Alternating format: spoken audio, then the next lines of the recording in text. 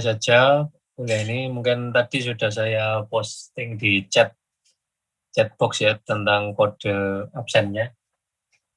Oke, jadi sekarang kali ini kita akan membahas tentang pemrograman di UDP. Tapi yang paling penting adalah nanti bagaimana kalian bisa dalam hal ini adalah bisa mengoperasikan ini di simulator ya. Terus kemudian juga materi ini sudah saya letakkan di My Test Classroom, tapi ini masih di kelas E. Nanti kelas D saya duplikat setelah perkuliahan ya. Kemudian akan saya duplikat dan juga ada instruksi praktikum di situ yang nanti bisa kalian lakukan. Tapi kita akan bahas sejenak tentang pemrograman UDP di pertemuan kali ini. Oke, jadi yang mungkin sudah dibahas di pembahasan yang lalu tentang transport protokol, bahwasanya di dalam transport protokol itu ada dua protokol ya. Mana mungkin perlu diulangi lagi bahwasanya transport protokol itu tugasnya transport protokol adalah mentransport atau mentransfer message yang diberikan oleh proses gitu ya. Jadi kalau proses itu mempunyai sebuah message dengan panjang bervariasi, message tersebut akan dikirimkan keluar ke mesin yang lain dan proses yang berada di tempat yang berbeda, di mana tempat berbeda ini mesin yang berbeda juga gitu ya. Itu oleh sistem operasi. Jadi sistem operasi menyediakan layanan transport. Nah, mesin itu dimasukkan ke layanan transport ini. Sistem operasi lah yang nanti akan menghandle transport berkaitan dengan message yang nanti dikirimkan melalui kalau kita biasanya menggunakan send dan receive gitu ya. Nah, maka itu yang transportnya menghandle adalah sistem operasi. Kita sudah mendiskusikan ini di pertemuan yang lalu bahwa ada dua mode di dalam transport protokol itu, ada TCP. TCP sudah pernah kita bahas pemrogramannya, dan UDP. Nah, UDP adalah User Datagram Protocol. Sudah dibahas juga tentang apa karakteristik dari TCP, ya, bahwa TCP adalah reliable, connection oriented, dan seterusnya. Lebih cocok untuk data integrity. Nah, sekarang kita akan bahas tentang yang UDP. Jadi UDP adalah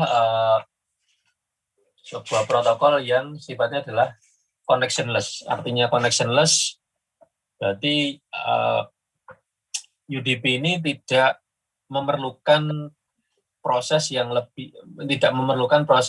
rumit dalam pengiriman datanya. Jadi kalau kita misalnya mengirimkan data lewat UDP, maka UDP ini akan layanan transport ini akan langsung mengirimkan ke server gitu ya, langsung mengirimkan ke tujuan, ke IP tujuan, tanpa harus mengetahui apakah tujuan ini ready atau enggak. Jadi gitu. Jadi langsung dikirim apa adanya. Nah, ini yang biasanya disebut sebagai base effort gitu ya. Jadi kalau base effort ya sudah langsung dikirim begitu saja tanpa menunggu kesiapan dari si receiver-nya tadi. Tanpa harus menunggu si IP tujuan tadi itu siap atau belum. Nah, tentu saja ini kan berisiko. Kalau berisikonya apa? Kalau tujuan ini tidak siap, artinya apa, Pak? IP itu ada, tapi IP itu prosesnya belum start atau masih belum ini ya. Nah, itu di UDP tidak ada error dan tetap dikirim. Resikonya apa? Resikonya adalah message yang kita kirim tadi hilang. Nah, itu adalah sifat dari connectionless pada UDP. Dan juga UDP juga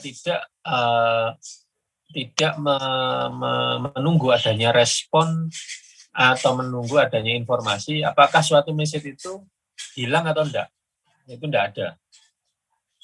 Jadi semua paket UDP pada waktu kita kirimkan, maka itu akan ya sudah pasrah gitu, istilahnya pasrah. Jadi paket tadi entah itu hilang gitu ya, entah itu hilang di tengah perjalanan karena buffer, karena misalkan gini ya, di dalam jaringan perantara dari TCP/IP pada umumnya akan ada router dan banyak middle box lain yang mungkin saja dia tidak hanya melayani satu koneksi saja atau satu user saja, tapi ada banyak user. Dan pada keadaan seperti itu, hal itu akan mengakibatkan buffer atau memori dari device tadi penuh.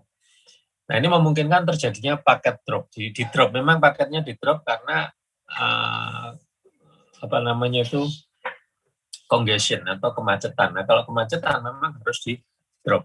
Nah, kalau kita menggunakan UDP, maka ya kita nggak tahu apakah paket yang kita kirimkan tadi sampai dengan baik nggak ke receiver yang kita tuju tadi. Ataukah dia kena drop tadi, atau dia nyampe tapi nggak nyampe ke proses itu. Nah, ini kelemahan dari, bukan kelemahan sih, tapi memang ini adalah sifat dari UDP. Lemah atau tidak itu tergantung apakah kita mau menggunakannya atau tidak. Nah, kalau misalkan kita mau menggunakan TCP, memang itu connection oriented dan bisa dijamin ya. Tetapi pada saatnya mungkin saja kita membutuhkan suatu kondisi di mana kita mengirimkan sesuatu itu tanpa harus melalui sesuatu yang kompleks. Nah, itu berarti tergantung dari kebutuhan kita di dalam kita mau menggunakan UDP atau menggunakan TCP. Seperti yang sudah dibahas sebelumnya, bahwa TCP ini mempunyai mekanisme yang namanya three-way handshake. Jadi three-way handshake itu berarti antara dua belah pihak ini harus sudah saling meng-acknowledge atau sudah saling menyatakan kesiapannya. Nah, ini kan membutuhkan waktu. Beda dengan UDP tidak memerlukan hal tersebut. Jadi bisa kalian bayangkan sendiri kompleksitas dari UDP itu sangat minim dibandingkan dengan TCP, sehingga lebih cepat dalam pengiriman. Kemudian sifat berikutnya adalah tidak ada streaming. Tidak ada streaming. Apa artinya streaming? Nah, streaming itu kalau kita menggunakan TCP, kita memasukkan berapapun data ke soket, itu tidak ada masalah gitu ya. Dan itu akan seperti selang yang mengalir gitu ya, mengalir. Kalau kita mengisi air di dalam selang, kita nggak akan pernah selang itu tidak pernah habis, kapasitasnya tidak pernah penuh karena mengalirkan saja. Nah, tapi UDP ini enggak. UDP ini lebih seperti, mungkin kalau kita samakan ya, kalau TCP itu seperti selang, kalau UDP itu seperti ember. Ember masih mempunyai kapasitas. Jadi kalau kita mempunyai air dan kita masukkan ember akan ada kapasitasnya. Dan kapasitas itu ya nggak bisa melebihi itu. Dan umumnya kapasitas ini akan sesuai dengan teknologi yang digunakan. Jadi message yang dimasukkan di dalam istilahnya datagram ya, itu akan dibatasi oleh kapasitas. Nah, kapasitas ini ya tentu saja kalau kita mengirimkan data misalkan 1 megabyte ya kita nggak bisa mengirimkan dalam satu kali pengiriman, tapi harus dipecah-pecah secara manual. Secara manual artinya bukan manual ya, kita harus ada effort yang dipakai untuk memecah message tadi menjadi sesuai dengan kapasitas dari UDP. Kemudian berikutnya adalah sifatnya adalah unreliable, seperti yang tadi dibahas di awal tentang connectionless tadi, bahwa UDP tidak menyediakan jaminan delivery. Ya, ini yang membuatnya disebut sebagai unreliable karena tidak ada jaminan gitu ya, tidak ada jaminan. Sedangkan TCP itu mempunyai jaminan bahwa data itu sampai, karena kalau tidak sampai dia akan melakukan retransmisi dan akan memberikan jawaban kepada pengirimnya bahwa koneksi tidak bisa dilakukan. Nah, itu yang reliable. Kalau reliable berarti kalau nggak bisa diomong nggak bisa, kalau bisa ya dikirim, kalau nggak bisa ngomong nggak bisa. Tapi ini enggak, ini UDP ini enggak jelas apakah kita mau gagal atau enggak, itu enggak ada jawabannya. Nah, ini jadi sifatnya adalah unreliable. Kemungkinan seperti tadi saya katakan, proses penerima di tujuan itu crash gitu ya, crash atau tidak available untuk menerima koneksi tadi ya. Itu kemungkinan penyebabnya. Kedua, jaringan internet terdiri banyak router, mungkin saja di drop. Ketiga, paket pembawa hilang karena koneksi putus. Nah, untuk menangani hal tersebut ya tentu saja itu dapat dilakukan dengan mengirimkan ulang dari sisi pengirim. Nah, ini cocoknya adalah untuk ya mungkin untuk operasi-operasi kalau kita membuat suatu aplikasi berbasis jaringan gitu yang mungkin membutuhkan interaksi yang lebih cepat.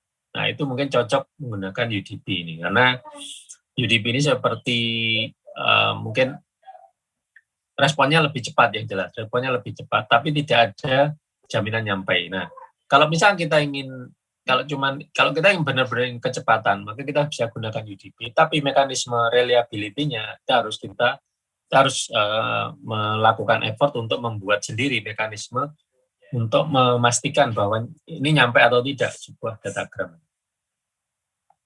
Nah, alasan yang lain dari mengapa kita menggunakan UDP adalah kontrol yang lebih bagus gitu ya, kontrol yang lebih bagus. Artinya apa ya?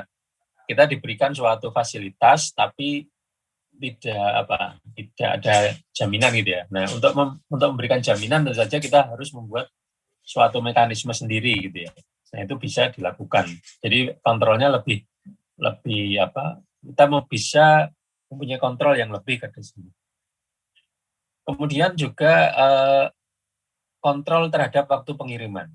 Kalau kita menggunakan TCP, pengiriman itu bisa jadi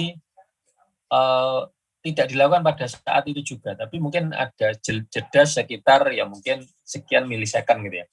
Kenapa? Mungkin kita kembali ke pembahasan yang minggu lalu tentang sliding window. Nah, sliding window itu kan mempunyai suatu window yang harus diisi dan kemudian begitu jadi sliding window di TCP gitu ya, itu kan kita mengirim. Nah, mengirim itu pada saat data itu dikirim, data itu tidak langsung walaupun sampai di tujuan, tapi belum nyampe ke application.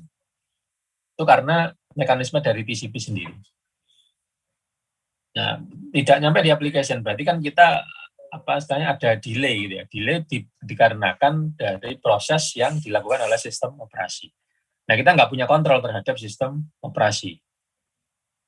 Nah, tapi dengan ini mungkin kita punya kontrol, tapi yang mungkin membatasi kita adalah jaringannya dan sebagainya yang tengah. Tapi kita akan selalu bisa mengirimkan ulang paket ini dengan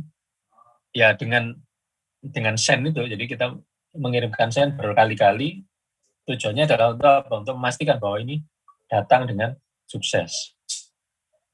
Kemudian mengapa kita menggunakan UDP adalah tidak ada delay untuk connection establishment. Seperti yang tadi saya ceritakan, bahwa establishment ini membutuhkan waktu dan pasti waktu ini mempunyai delay latensi yang kadang-kadang cukup signifikan gitu ya, tergantung dari tergantung dari aplikasinya gitu ya. Kalau misalnya kita ingin membuat suatu pengiriman yang real time, ya maka kita mungkin tidak cocok menggunakan TCP, tapi lebih cocok menggunakan UDP karena real time kita butuh kirim langsung dikirim, walaupun tidak ada jaminan terhadap receiver-nya. Kemudian juga tidak ada connection state. Artinya apa? Kalau kita menggunakan TCP, maka dua belah pihak ini, dua sisi ini harus melakukan penyimpanan state. State itu adalah digunakan untuk melakukan tracking, untuk melakukan pencatatan. Sekarang ini sudah paket keberapa, sudah byte keberapa yang nyampe. Nah, kalau misalkan begitu, berarti harus ada alokasi memori yang digunakan untuk melakukan pencatatan itu. Jadi pencatatan itu pasti membutuhkan sekitar beberapa byte itu. Tapi beberapa byte kalau dikalikan dengan banyaknya proses, mungkin saja akan menjadi sesuatu yang perlu diperhitungkan seperti itu. Nah, pada UDP tidak.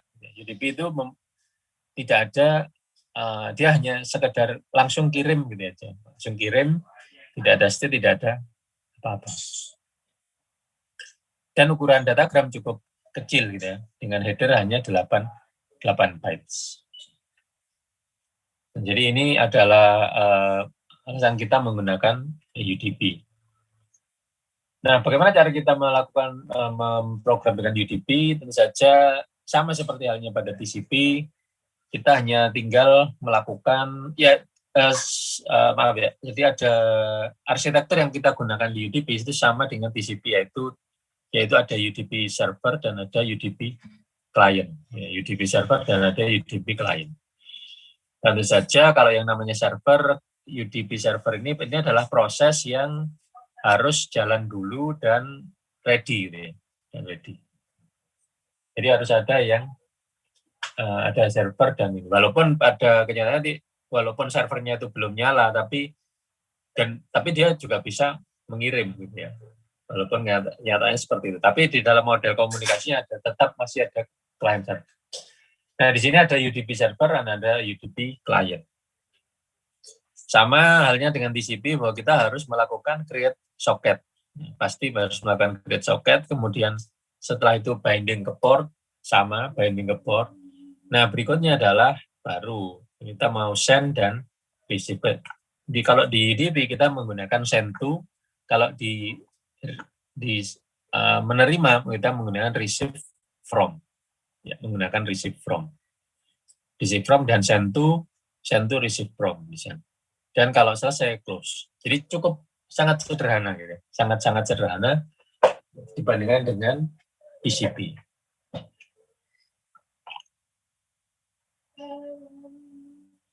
Nah, sedangkan kalau arsitektur ininya kita bisa menggambarkannya seperti ini. Jadi kalau misalnya ada UDP client di sini, ada UDP server, ada send to, receive from, lalu kemudian untuk membalas yang receive from tadi, balas send to, dan balik ke klien, dia menggunakan send to dan receive from. Ya, saya kira ini cukup jelas gitu ya.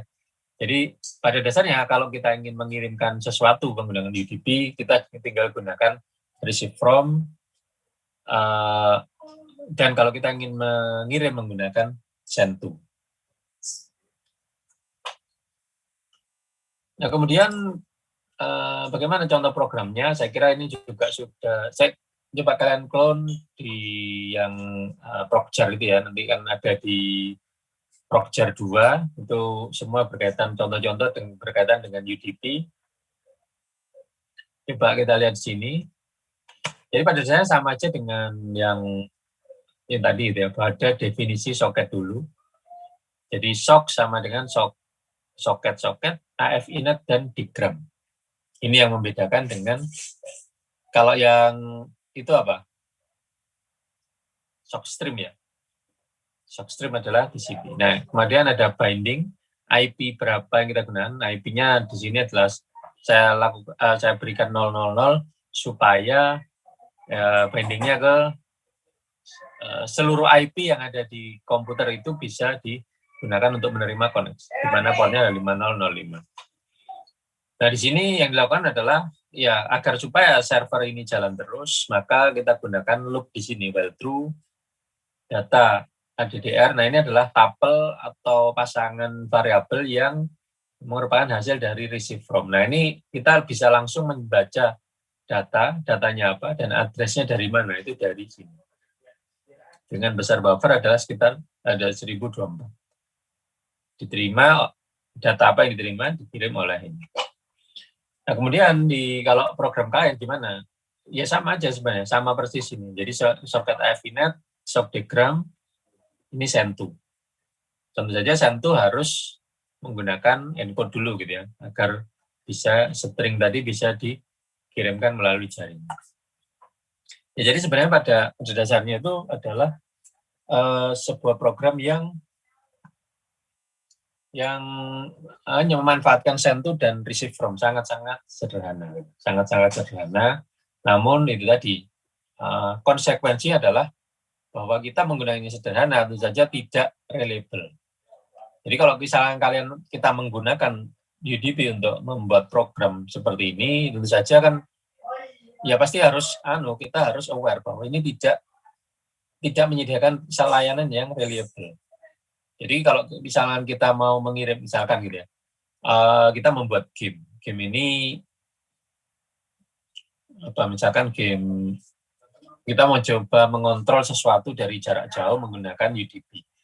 Nah, maka kalau kita misalkan mengirimkan data lewat ini, karena tidak ada jaminan bahwa datagram ini nyampe dengan selamat di tujuan, ya maka kita harus membuat mekanisme bagaimana caranya supaya kita tahu bahwa itu sudah nyampe tujuan. Nah, berarti kan harus ada mekanisme receive gitu ya, receive dari ini. Ya mungkin kita dalam melakukan pengiriman ini tentu saja mungkin kita akan menerapkan hal-hal yang mirip dengan TCP pada akhirnya. Cuman itu adalah ini kita sendiri gitu ya, langkah kita. Oke. Sampai di sini mungkin ada yang ditanyakan. Jadi saya akan nyoba 2 program ini aja, nanti jangan di simulator, dan nanti sisa dari program itu contoh-contoh kan kalian terapkan sendiri di simulator. Ada pertanyaan berkaitan dengan ini?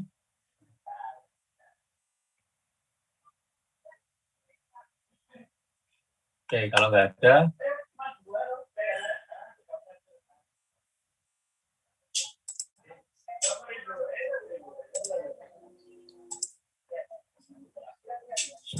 kalau nggak ada kita lanjutkan ke sini.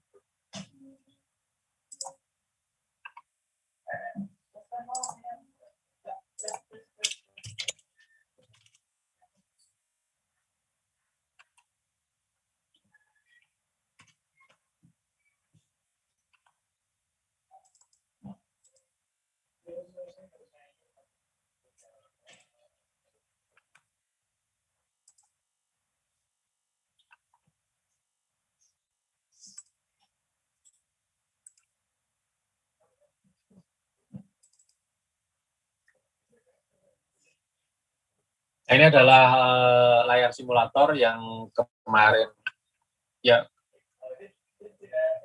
yang kita akan gunakan. Jadi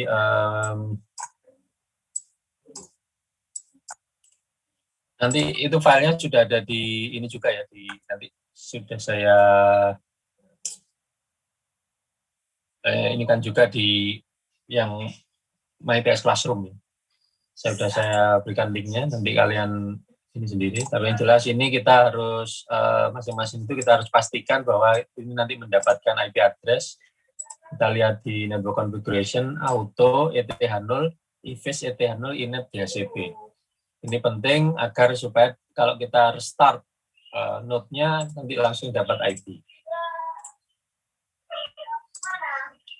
Oke, ini sudah start semua.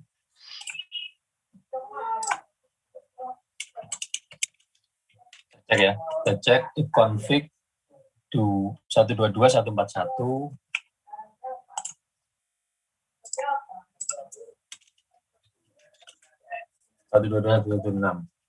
Ya, mungkin saya akan coba dari Alpin 1 dan Alpin 3 gitu ya. Alpin 1 dan Alpin 3.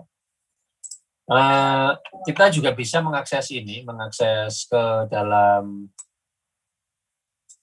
ini dengan menggunakan alamat yang ada di sini, ya, menggunakan telnet. Jadi kalau misalkan di sini itu kita kesulitan dalam copy paste misalkan, ya, maka kita bisa gunakan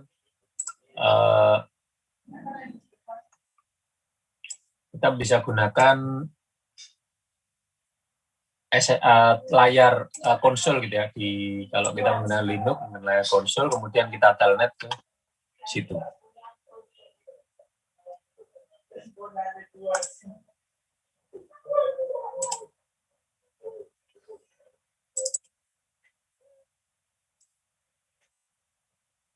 Dan sini saya akan telnet ke Alpin 1 ya. 92, 168, coba lihat sini, telnet 192, 168, 99, 106, 5000.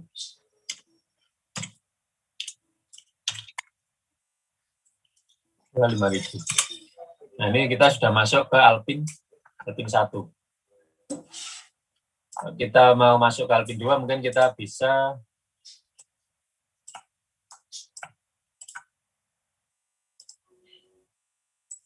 kita detak terminal ya, terus telnet Alpin 2, Alpin 3 ya. Jadi Alpin 3 itu kalau di sini ada 5005. Telnet 192.168 199 106 5005. Ada ini. Nah, sekarang kita akan kita clone ya program yang itu yang di ini,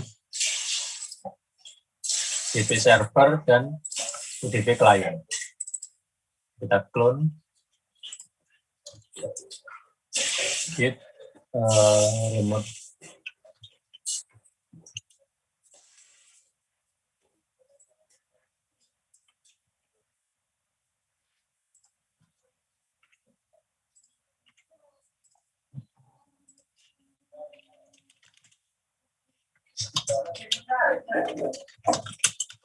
gunakan directory super git clone. Sini juga saya git clone.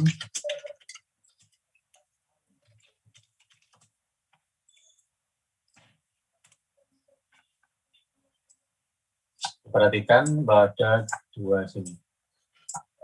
Ini adalah yang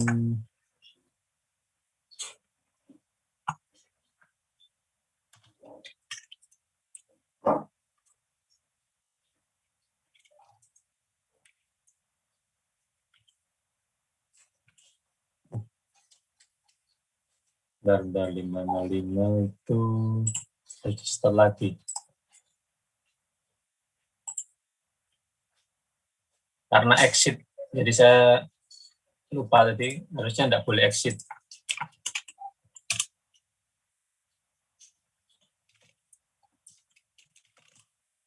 Ya, procjar. Lupa ada yang. Nah, sekarang kita akan jalankan procjar 2. Nah, tentu saja kita edit dulu di sini. Kita edit yang UDP server.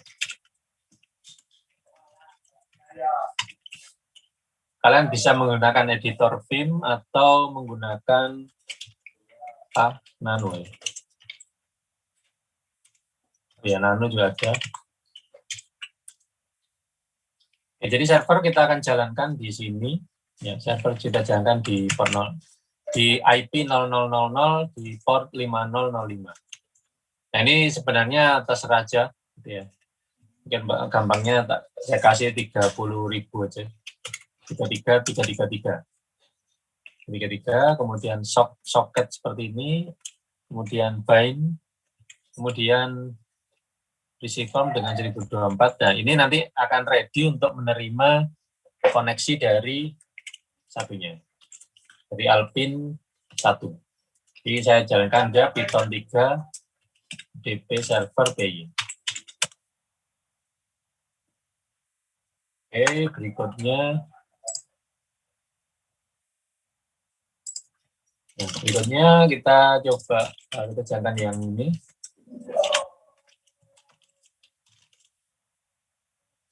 Kita jalankan yang UDP client ya. Target IP-nya berapa? Target IP-nya kita lihat yang di sini. Control Z ya, untuk cancel control Z.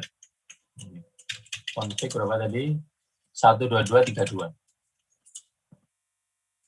12232. Berarti 192 168 68 berapa? 12232, portnya adalah 3333. Kita jalankan sekarang. Nah, di sini sama persis ya, socket sama dengan socket AFINet dan socketgram, tinggal mengirimkan send to. Nah, nanti di sini di Alpin 3 akan ada message yang mengatakan bahwa menerima data dari IP ini. Ini dikirimkan, ini angka sekian, dan seterusnya. Di sini ada time slip 1, artinya adalah untuk mengirimkannya supaya nggak terlalu cepat, ada delay 1 detik setiap pengiriman. Jajankan Python 3 UDP client.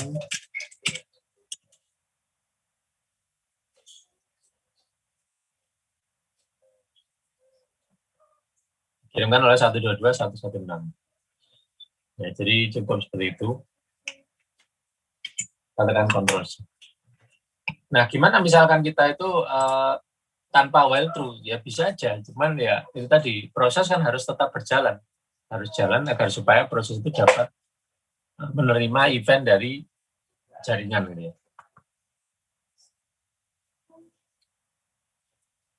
Oke, sekarang kita coba.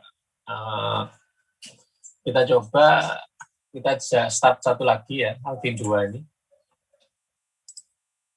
Alvin 2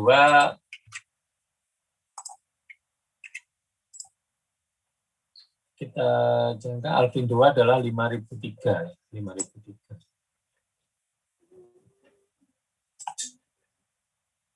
Ini kalau ingin nutup jangan di exit tapi ditutup saja langsung seperti ini. Tutup saja.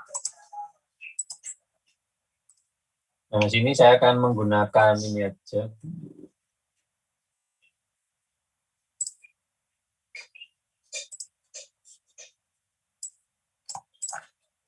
Timet 192.168 untuk Alvin 1 ya. Alvin 1 adalah 99. Ini saya menjalankan Tmux. Mungkin kalau kalian pernah ini.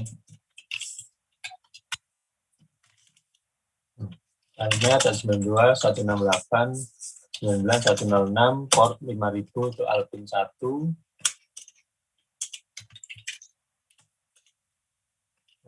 C.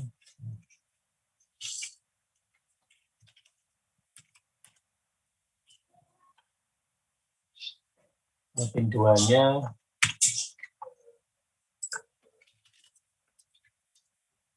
9906 5003.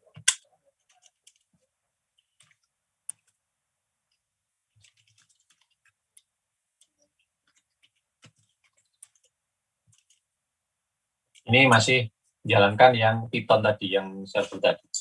Oke, sekarang kita lihat yang di Alvin 2, kita coba jalankan yang sama tadi ya. Di clone, super, clone,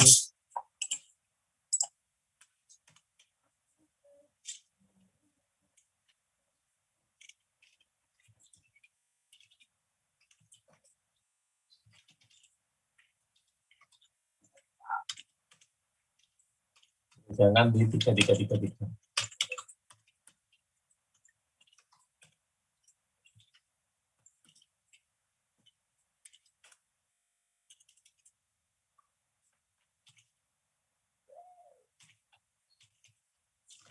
Sekarang kita coba UDP klien, kita arahkan ke situ. IP-nya berapa tadi?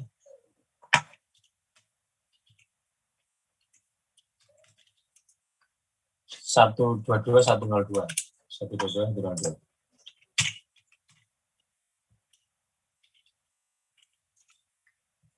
Satu dua dua 102 tadi.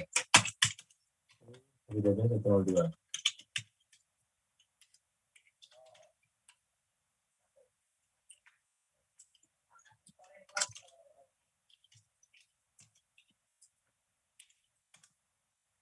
Ya, gitu.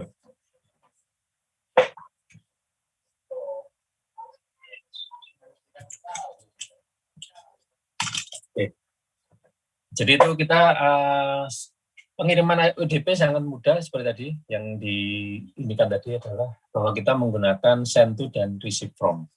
Nah, nanti pada langkah berikutnya tentu saja kita harus membuat suatu mekanisme agar supaya receive from dan send to tadi dapat dipergunakan untuk berbagai kasus ya, berbagai kasus. Oke, sekarang berikutnya adalah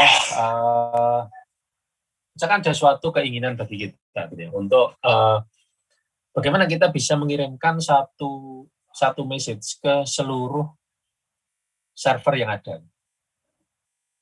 Nah, kenapa kok mempunyai kebutuhan seperti itu? Nah, terkadang kita itu tidak menginginkan komunikasi yang unicast. Artinya unicast itu satu ke satu host ke satu host. Tapi kita misalkan ingin membuat suatu koneksi, membuat koneksi atau mengirimkan pesan dari satu ke banyak sekaligus. Gitu ya. Jadi kita kirim satu kali, yang nerima banyak. Nah, model seperti ini itu disebut dengan broadcast. Nah, bagaimana kita bisa mengimplementasikan broadcast ini? Nah, cara untuk mengimplementasikan broadcast adalah kita bisa saja menggunakan satu option gitu ya, di dalam ini. Coba di program itu ada contoh di situ, di server broadcast ini contoh. Kita bisa menggunakan opsi ini yang disebut dengan reuse dan broadcast ya. Sebenarnya bukan reuse ya, tapi broadcast yang penting. Sekarang kita akan coba ya, kita jalankan. Nah, di sini yang perlu diketahui lagi adalah bahwa di sini kita tidak bind ke satu IP, tidak bind ke satu IP, tapi bind ke portnya saja. Nah, tapi kita akan coba kita modifikasi program server yang ada di simulator ini dengan ini, coba ya. Kita akan coba sini.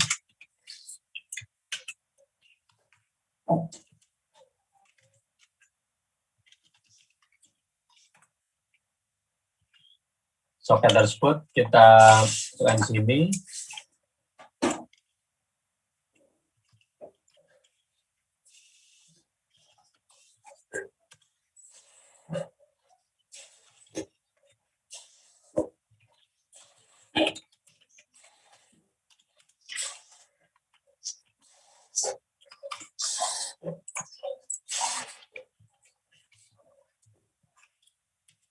Akan kita jalankan nih. Python db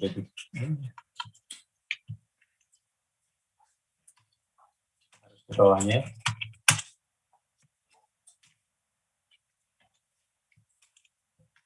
Harus di bawahnya dari sudah dijeniskan tadi. Python 3 db server. Nah, jadi sekarang kita akan punya dua yang berjalan ya, Python server dua berjalan, dan kita akan coba mengirimkan satu kali pengiriman tapi bisa ke semuanya. Nah, kita bisa melihat contoh dari program ini, UDP Client Broadcast ini. Jadi bedanya adalah bahwa kita akan mengirimkan ke target IP 255.255.255. Ini adalah alamat broadcast. Alamat broadcast itu berarti semua di komputer tersebut, semua komputer dan server akan memasukkan IP yang diterima itu, dan ini akan diterima di semuanya, akan diterima di semua yang ada di dalam satu subnet tersebut. Nah, ini yang berpotensi menimbulkan congestion di sebuah jaringan.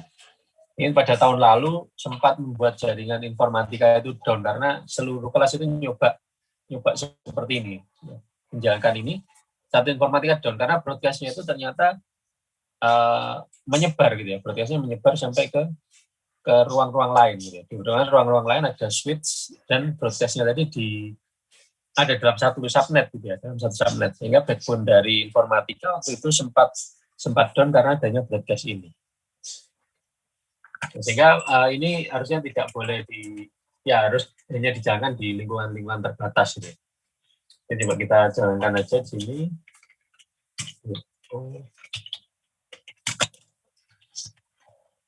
Kita gunakan UDP client PY, dan target IP-nya kita ganti dengan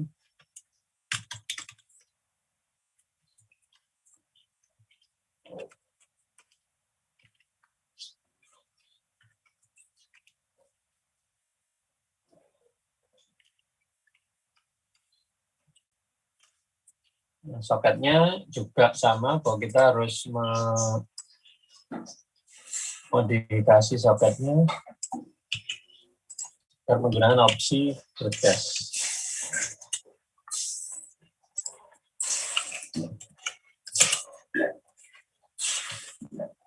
Kita jalankan sekarang.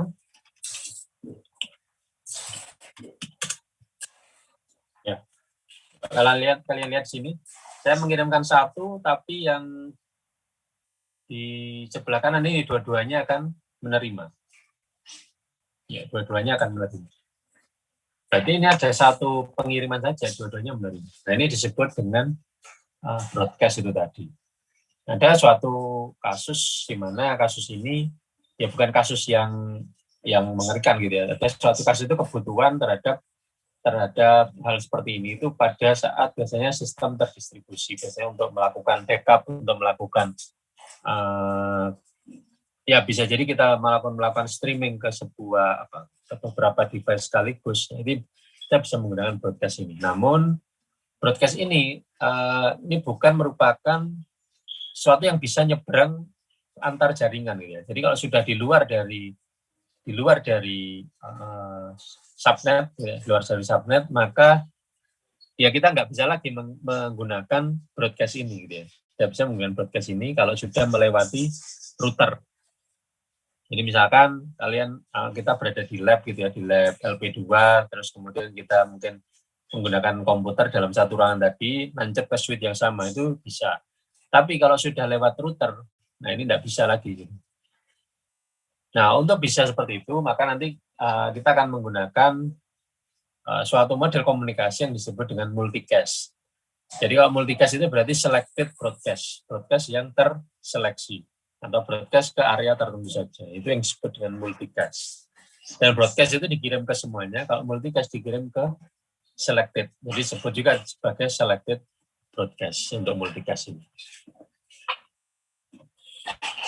Oke. Sampai di sini, mungkin kalian bisa mencontoh di situ ya. Di Procture 2 juga, saya juga memberikan suatu file server dan klien, ya. File server dan klien dengan menggunakan UDP. Nah, ini nanti tugas kalian dalam mencoba ini. Nanti tugas itu akan saya posting di MyTest Classroom, ya, untuk melakukan praktikum ini secara mandiri di rumah masing-masing gitu ya. Nah, untuk pengiriman file bagaimana? Ya sama aja bahwa pengiriman file adalah data, dan data itu ya harus dikirimkan secara nah, ini sebagai contoh saya mengirimkan bar.png untuk ditampilkan di situ, dan begitu seterusnya. Ya silakan dilihat contoh dari program-program yang ada di sini. Nah, terus ini bagaimana kalau misalkan ya, kita kembali ke yang program yang ditampilkan ini. Mungkin time slip-nya ini akan saya kurangi ya, biar lebih cepat. Nah, semakin cepat time slip-nya, kan broadcast-nya akan semakin cepat juga. Gitu ya. Ini mungkin yang kalau di simulator yang berpotensi bahaya adalah ya mungkin macet aja nanti, virtual mesinnya macet. Oke.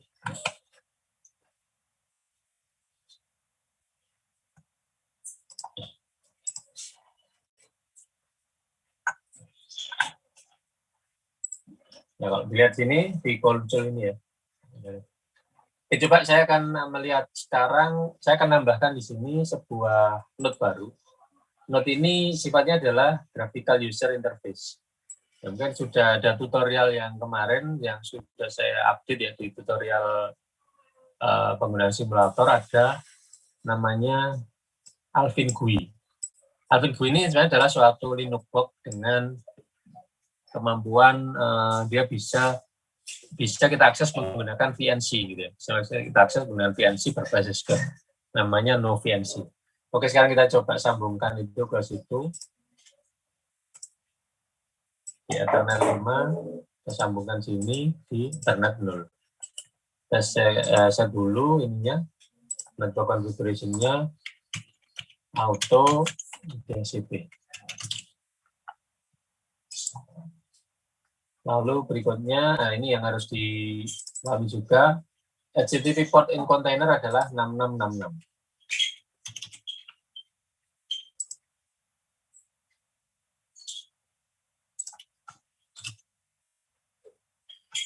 Ini kalian isi sembarang aja. Apply. Nah, sekarang sudah ada Alvin GUI. Kita start aja. Kita start. Oh, sorry. Alvin GUI ini masih berupa telnet. Jadi harusnya tuh kita stop dulu.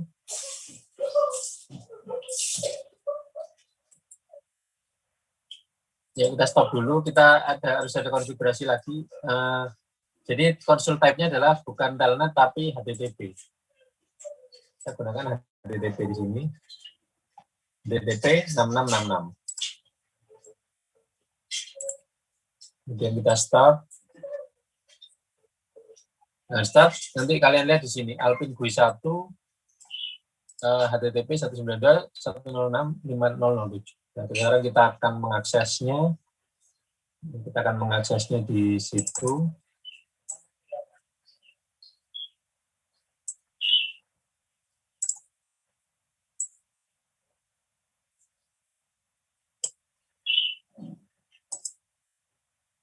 Kita akan mengakses di sini 192.168.910.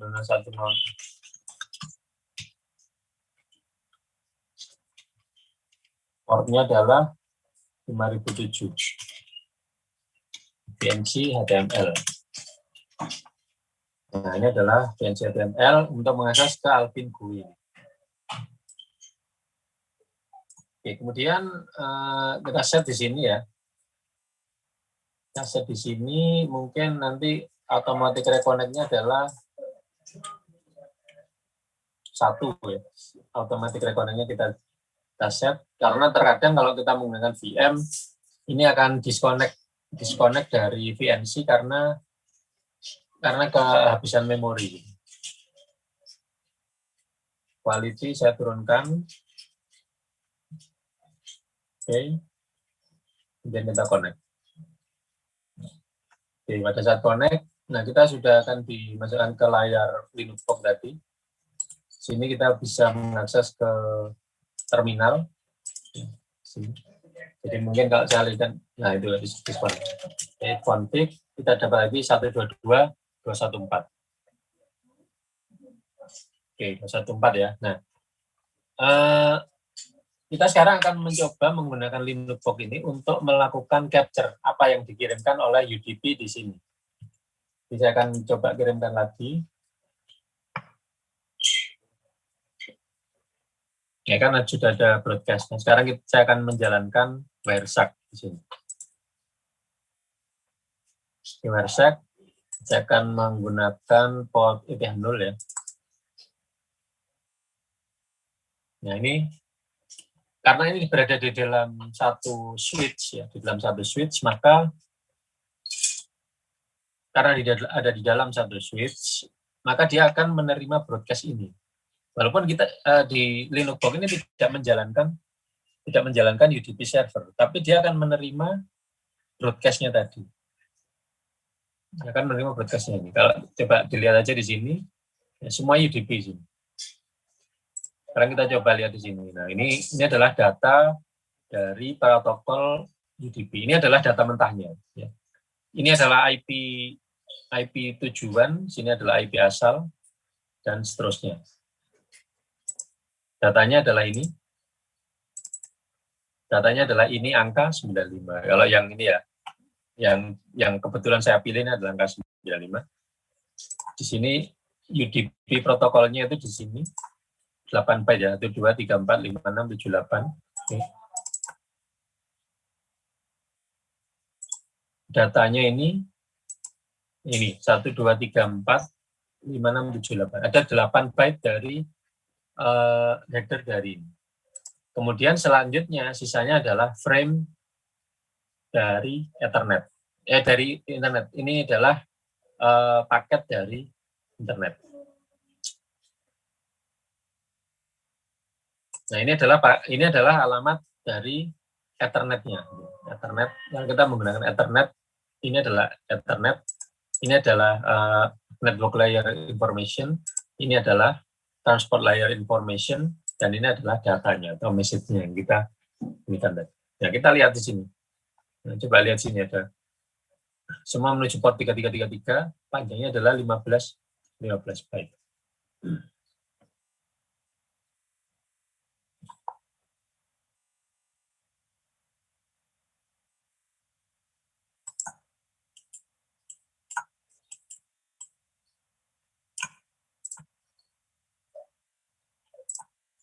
Sini juga sudah saya lengkapi Python shell grafikal.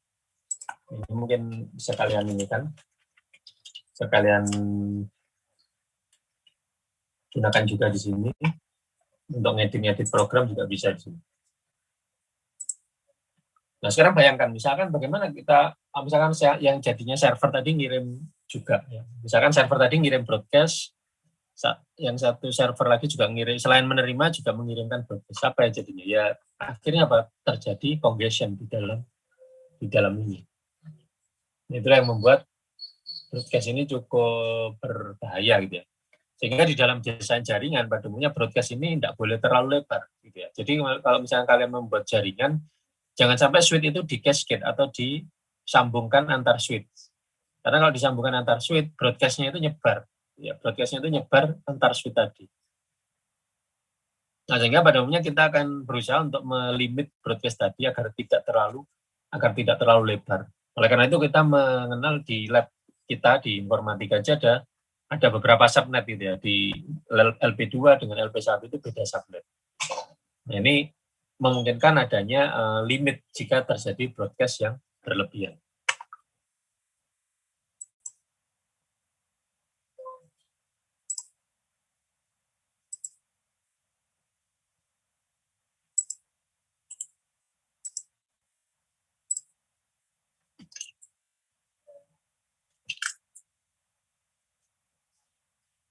Oke, sampai di sini ada yang ditanyakan?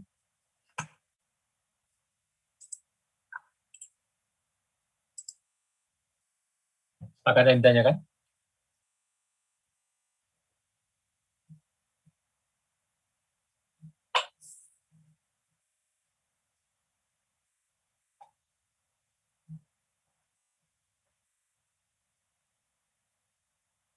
Belum? Sepertinya belum ada, Pak. Oke, belum ada ya.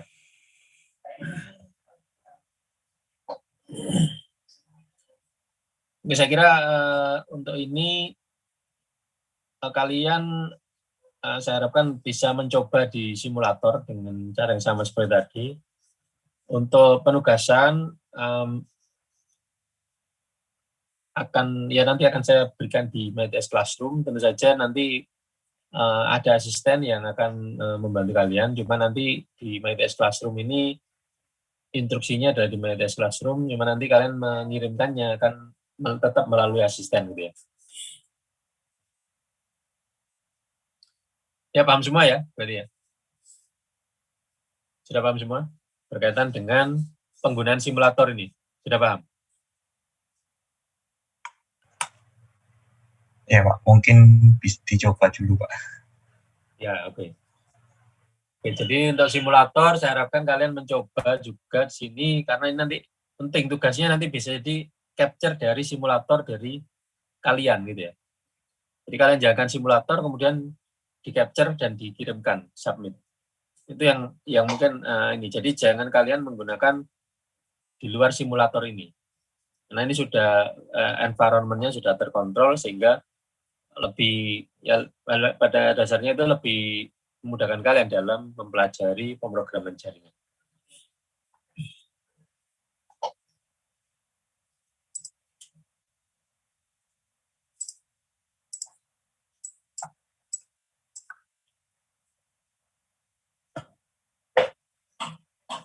Oke, kalau memang ada pertanyaan, kita lanjutkan ke ini.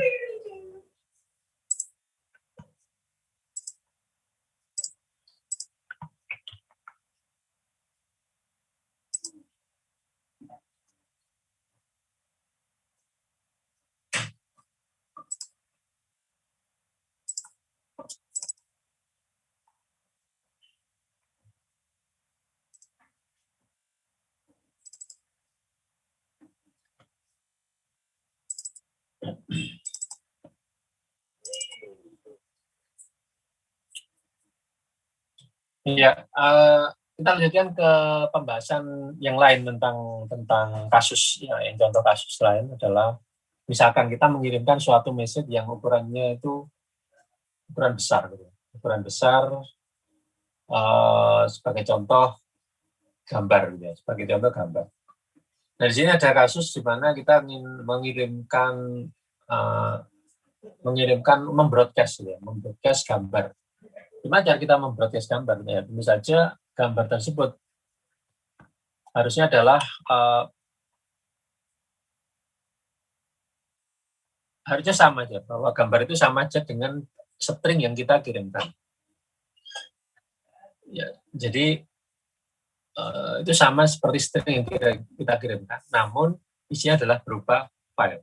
Nah, untungnya file ini pada saat kita membuka file di Python itu kita sudah mendapatkan tipe data bytes di dalam file tersebut. Jadi bukan bentuk string. Nah, file ini kita bisa langsung kirimkan seperti ini.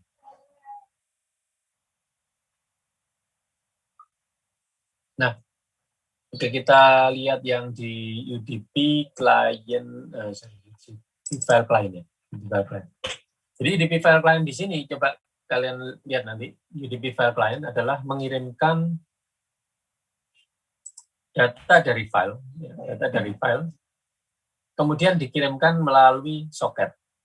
Ya, dikirim melalui soket. Ada beberapa cara di dalam mengirimkan file tadi, di mana file ini kalau kita kirimkan dengan menggunakan langsung gitu ya, maka ini tidak memungkinkan. Nah, kenapa tidak memungkinkan? Karena kapasitas dari UDP itu tidak sebesar ukuran file yang kita miliki, misalnya kita mau kirimkan.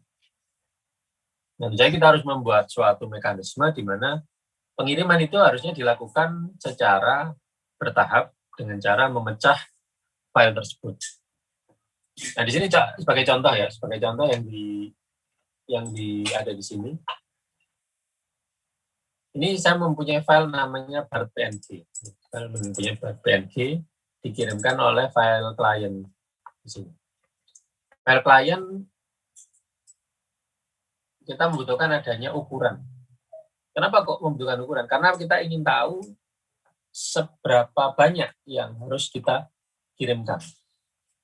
Jadi kita harus tahu seberapa banyak yang harus kita kirimkan. Karena ini hubungannya dengan berapa kendaraan, berapa kali send-to itu dipanggil. Send-to itu dipanggil berapa kali. Nah, ST size ini nanti akan digunakan sebagai, harusnya gitu ya, sebagai penanda bagi, selain bagi kita, itu juga bagi tujuan. Bagi tujuan. Memang di sini belum ada, di sini tidak ada. Tapi nanti akan berguna bagi tujuan untuk bagi yang dikirim gitu. Bagaimana dia harus melakukan looping, berapa kali dia harus melakukan looping untuk menerima keseluruhan dari data yang ada. Nah, di sini yang digunakan adalah Open bar.png dengan RB. RB ini read dengan mode binary. Jadi modenya adalah binary, dibaca, di mana kanan isinya adalah file. File tersebut kemudian dikirim for X in K. Jadi for X in K berarti untuk setiap K, untuk setiap byte yang ada di dalam K ini, dia akan mengirimkan. Jadi K byte sama dengan bytes dari X.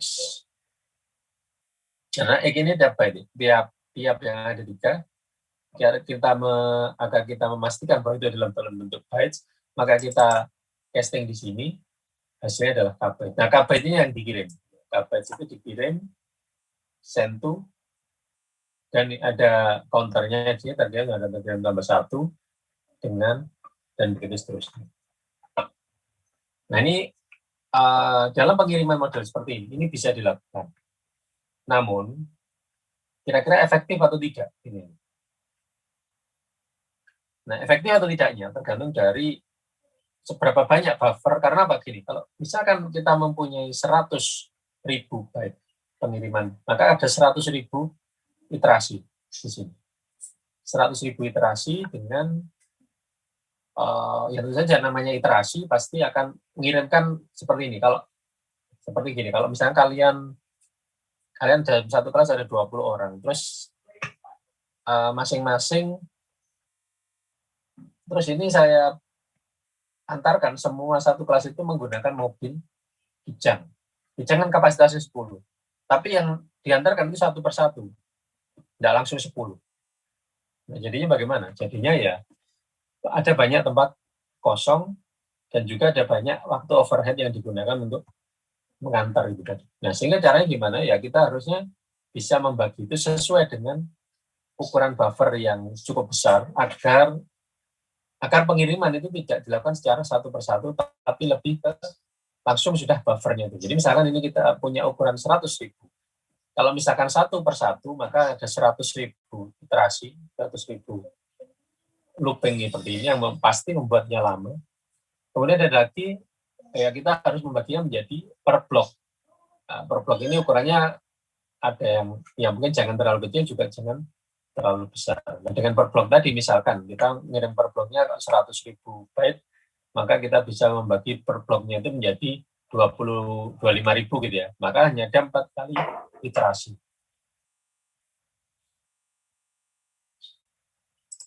Nah, file server ini dipakai untuk menerima dan menuliskannya ke ini, ke file yang ada di tujuan.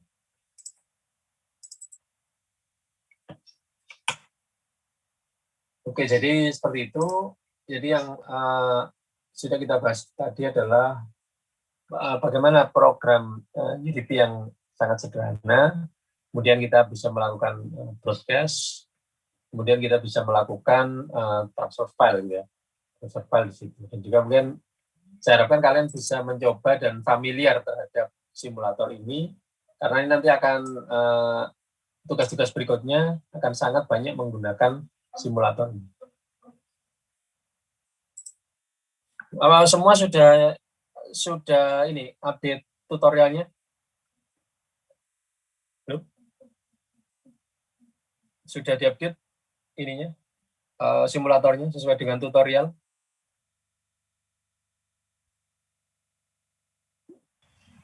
Saya jawab. Tutorial yang baru saja diubah sama Pak Roy apa yang kemarin, Pak? Iya, saya rubah waktu itu. Belum, Pak. Belum ya. Nah, itu nanti ya sebenarnya perubahannya cuma ada yang GUI ini saja. Jadi, kalau kalian ingin menambahkan node GUI, maka yaitu tutorial itu digunakan untuk nambahin GUI-nya ini. Tapi kalau mau masih menggunakan yang tidak GUI, ya tidak perlu di-update. Ini kan yang nggak GUI. Menggunakan telnet tadi ya.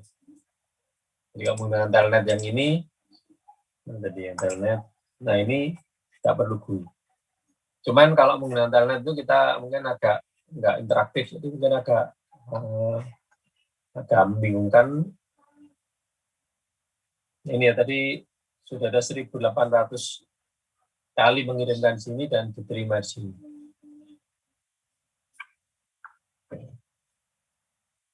Nah, coba saya akan jalankan yang ini tadi ya di sini. Menjalankan yang sama juga tadi ya.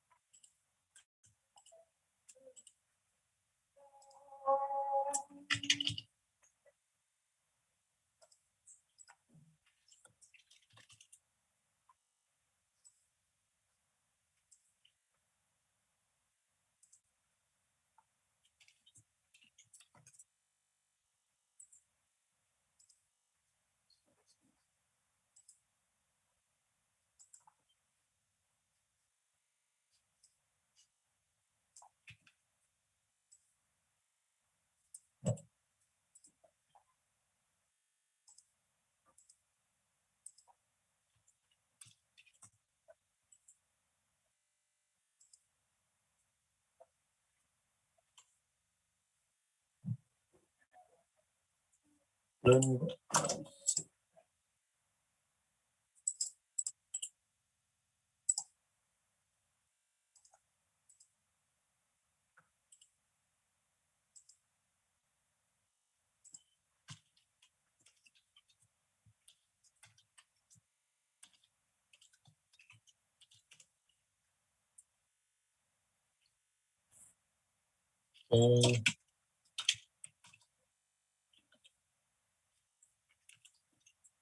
Nah, saya akan jalankan langsung di sini UTC server.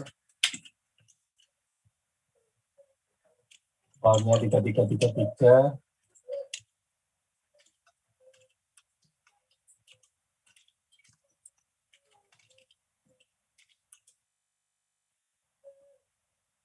Ya. Oh ya, berarti podcast ini sebenarnya tidak perlu dilakukan di per server itu, tapi hanya perlu di kliennya aja. Podcast tadi, untuk mengaktifkan itu.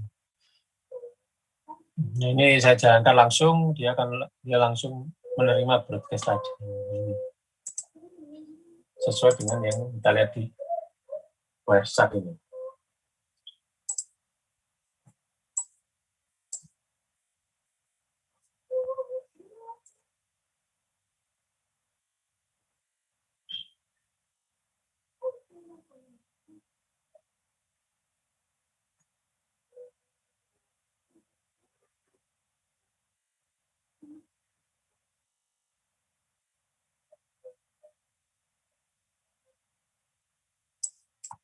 Sekarang saya close semua.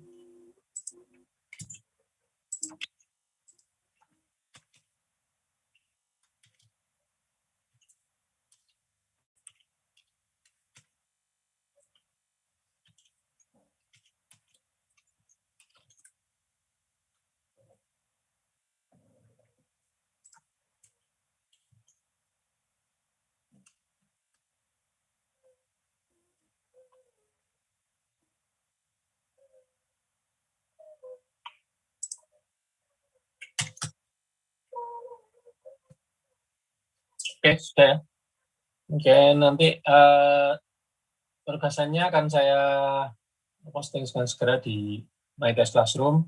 Untuk yang kelas D, nanti isi dari yang tadi saya tayangkan tadi akan saya duplikat ya. Nanti kalian bisa baca langsung di sana di MyTest Classroom.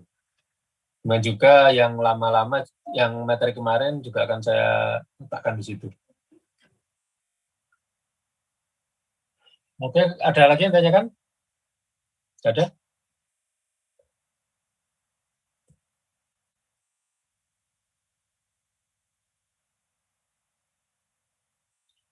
Ya, kalau nggak ada, saya akhiri dulu.